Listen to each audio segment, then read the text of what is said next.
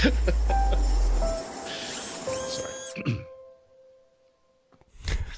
I don't. I'm so sorry. There wasn't a podcast yesterday for that. We apologize. Things happened. Yeah, things did happen. Things did happen, including the FTC coming out, and I think this is actually favorable for Microsoft. I got to be. Oh, their position is untenable. The FTC's. This has been bugging me so much. My wife's away for the weekend visiting friends up in Boston, and now I have all this time to myself, and I've been not obsessing but really thinking about this. And this morning I'm like, screw it, I'm just going to write this. I'm going to write this down. I envisioned what I was going to write as just being like 3 sentences, and the article was called "FU FTC," but spelled out. There's all these really actual real world abuses happening in big tech right now. Amazon, Apple, Google, Meta. And what you've decided to do was play Minority Report and imagine Microsoft, they might do something bad. We don't know. But let's foreclose the chance of that happening for the benefit of who? Who benefits from this? Who benefits from this? Is it Sony, a Japanese company that you're protecting? It doesn't benefit consumers. I don't understand. This makes no sense. It makes no sense. And I just cleaned that up a lot because in my original version of this in my head and when I originally wrote down, lots of expletives in there. Lots of expletives. I still think they get it done. I do too. Well, first, the big thing that everybody just needs to know is that they filed their complaint in their own administrative court and not the federal courts, which is a big difference. Which I did a lot of reading about from people who I trust who write about this stuff, and the conclusion pretty much comes down to is that because it's in their own court, that Microsoft just has to find the right concessions that the FTC wants, and then they should be able to get it through. Okay.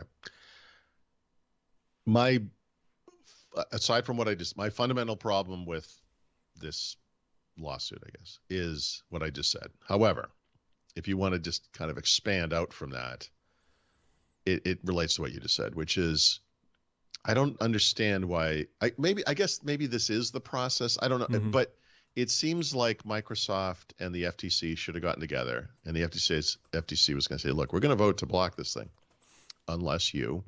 And that's the thing with the complaint. There's a lot of coulds, might, kind of language in this. Like this, they might do this stuff.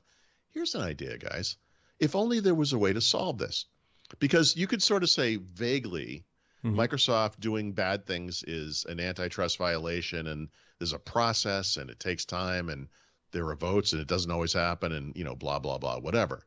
However, you can reach a legally binding agreement where Microsoft explicitly says, we're going to do or not do certain things that would prevent any of those potential harms from happening. It seems like that's the solution. And I think that is the solution. And I think it's the solution for not just the US, but for the EU and the UK, which are, I would describe them as the 3 most important regulatory locations or whatever, however you want to say that. The thing that they have now, which they didn't have 24 hours ago, is they now know all the concerns of the EU, the FTC, the UK, all of them. So now they can, in theory, at least go back to their cubicles in Redmond, which, let's be honest, they're all corner offices with glass bulletproof walls, and put together a single package that should hopefully address all 3 regulatory bodies, and then go back to the market and be like, look, this is what we'll do. This is how we're going to approach it. We know what you're concerned about. There you go. I feel like they kind of already did that. Yeah, they're pretty close. But according to, so I don't remember where I read this, maybe the Wall Street Journal, something like this. It was one of those according to sources things. Microsoft was apprised of this decision several days ago or some number of days ago. That's why they went to DC to discuss this with the FTC and to make their case. And that's why Brad Smith published that editorial in the Wall Street Journal. It was a preview of their defense. And their defense is what I wrote in the article today, what I've been talking about and writing about, which is that Microsoft is in third place in the console industry. They play some role in the PC industry for gaming, but not a major player. And they have no position in mobile at all. And if this deal goes through, they will have no change at all in the console market. They will have no change at all in the PC market. And they'll have, I guess they'll have a little bit, because they'll have the revenue coming in from games, I guess, and users. And then they'll have some position in the mobile market finally, right? This is what they're buying is a way into the mobile market.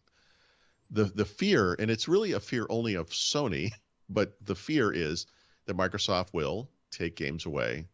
Well, no, take a game away. They've literally only mentioned one game. I mean, it's a game. And a game, Call of Duty. So they've already said, look, 10 years, we're going to give them this deal right now. I think the compromise that we're suggesting is maybe going to expand beyond Call of Duty to include other popular game franchises or just popular game franchises that they make in general. I think maybe it has to include cloud gaming because Microsoft probably wisely has kind of said, hey, we thought this cloud gaming thing was really going to take off, but it really hasn't. It's only been a small percentage. I think that was them preparing for the argument now, because I think we all agree, look, cloud gaming is going to be the future. Cloud gaming is a way to bring games that require massive PC hardware and expensive PC hardware to play anywhere, including on low-end laptops and Chromebooks and mobile devices and phones and, whatever. Call of Duty today is a different thing on mobile than it is on the PC. What if it wasn't, That's a really exciting possibility, and that could be lucrative for Microsoft. Brad Smith used the term, economic what they call it, economic stupidity or suicide or whatever the term was. Like, for them to take games away from other platforms doesn't make any sense.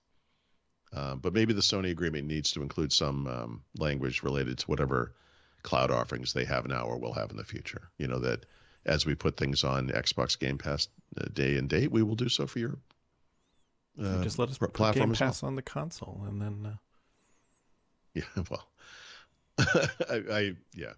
Well, I mean, maybe yes, right? So I guess Sony must have the same, but they do absolutely have the same deal on their console. Microsoft does. So if somebody signed up for Xbox Game Pass on their console, Sony would get a cut of that. This might, this might actually maybe make like their 30%. Position. Yeah. This might make their position better. Yeah, I don't know. Consoles. I don't know either. Right. We don't know. That's the problem. Yeah, there's not a marble coming out of some chicks in the water that says this guy's going to commit a crime in the future. All we can do is guess. It's not a future crime. It's we all have our little stupid ideas and beliefs and suppositions and whatever, but like I said, there's real abuse occurring in this industry right now. And I think if you asked, other than people who understand Microsoft owns Xbox, if you said to some normal person, some regulatory body is going after big tech finally, they're going after Microsoft, most people would be like, who? You mean Oldsmobile? What are you talking? What is this company? I don't open my phone and look at a Microsoft thing ever. What I don't know who they are. It's crazy. It's just crazy. They're the proud manufacturer of two different Teams apps that don't talk to each other. It's true. I guess technically now maybe they do. I don't know. No, I don't think they do. Like you can log in and I don't know, whatever. Can you? Okay. Yeah. Here's what I don't understand is why can't I open Teams on my Windows 11 PC and see all my Skype stuff? Shouldn't that just be a thing? Isn't that job one? Replace Skype, right? No? Am I missing something? You want me to? Skype is already signed into my Microsoft account, and you're telling me I can't take those people and just move them over? So if someone's still using Skype somewhere, it will still work? It's a hard Wouldn't that be the science problem?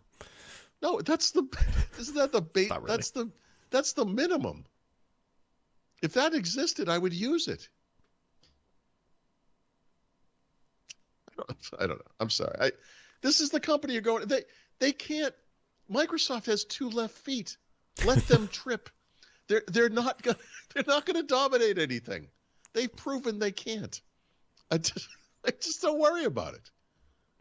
How inept was the rest of the industry to let them come out and dominate in the 90s. What was going on?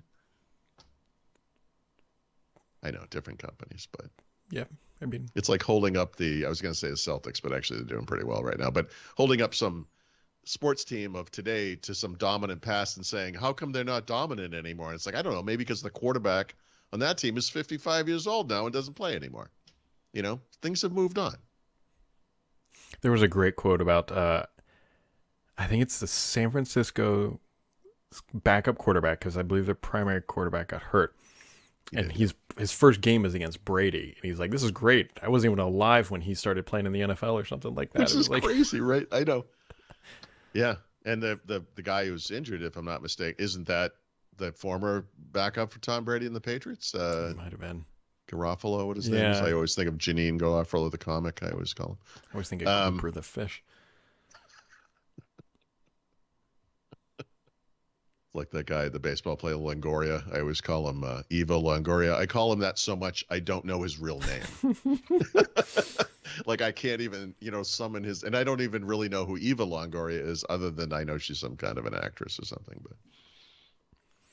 because that's what men do, they make fun of other men by calling them women, which isn't right, but it is. It's just it's the playbook, right? Speaking of nothing related, there's a better than hopeful good probability I will be in the office next week. So this podcast won't happen except until maybe Friday, with one caveat that my kid is sick. And if I get that sickness, then I'll be home and not dragging that into the coffers. Just go into that room and breathe deep, You'll be fine. You have constitution and stuff.